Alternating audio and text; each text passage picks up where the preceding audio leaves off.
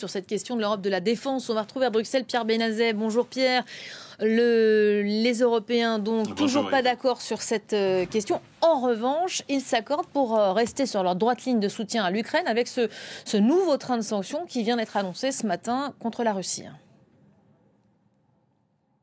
Effectivement, le ministre français des Affaires étrangères, Jean-Noël Barrot, qui l'a dit officiellement, on n'en avait pas parlé tant que ça jusqu'ici, il y aura un 16e train de sanctions. En tout cas, c'est dans les tuyaux. Jusqu'ici, la réunion des ministres des Affaires étrangères de l'Union européenne est prévue lundi, le 24 février, ici même. Ils devraient valider ce 16e train de sanctions parce qu'il n'y a rien qui semble s'y opposer. On le saura de manière beaucoup plus précise demain soir, après la réunion des 27 ambassadeurs représentants permanents ici. Pour l'instant, la Hongrie ne s'oppose pas à ce train de sanctions. C'est important de le préciser parce que la dernière fois, c'était en janvier, elle s'était opposée jusqu'à la dernière minute. Elle avait fait durer le suspense sur le renouvellement du 15e train de sanctions et donc de toutes les sanctions européennes.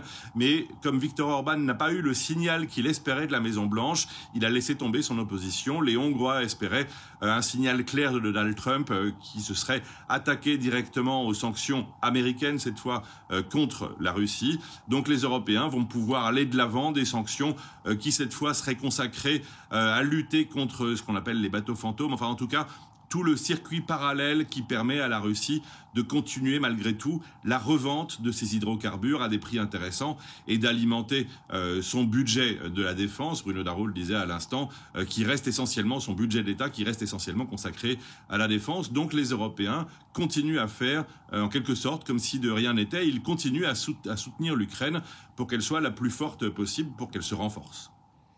Et pendant qu'Ariad, les Russes relancent leurs échanges aujourd'hui avec les Américains, à Bruxelles aussi, Washington a dépêché Keith Kellogg pour échanger avec Ursula von der Leyen cette fois. Oui, effectivement, il a rencontré la présidente de la Commission européenne d'abord en début de matinée, ensuite le président du Conseil européen, Antonio Costa.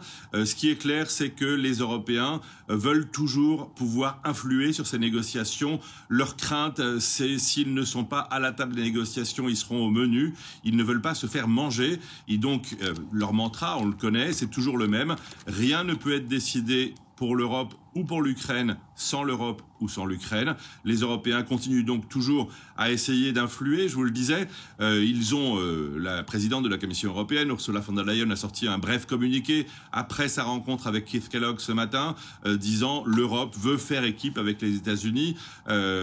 Pour certains, c'est un peu illusoire, mais pour les autres, il faut toujours être en mesure d'apporter quelque chose. La Commission souligne ce matin que l'Europe a déjà dépensé au moins 52 milliards d'euros en aide purement militaire en faveur de l'Ukraine, l'équivalent, voire légèrement plus que les États-Unis. En 2024, c'était 60% du total et les États-Unis le reste. Bref, l'Union européenne existe toujours. Et puis pour eux, tant qu'il n'y a pas de plan de paix crédible, il n'y a en fait aucune raison de changer son fusil d'épaule. Les Européens ont du mal à avancer, on l'a vu, vous l'avez dit tout à l'heure, sur l'Europe de la défense. En revanche, ils connaissent leurs instruments financiers.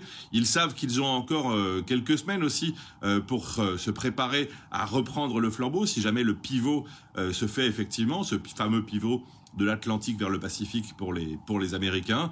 Bref, les Européens doivent rester sur leur position ferme. En tout cas, ils le savent. Maintenant, reste pour eux à trouver une position commune qui soit acceptable et qui puisse leur permettre de durer.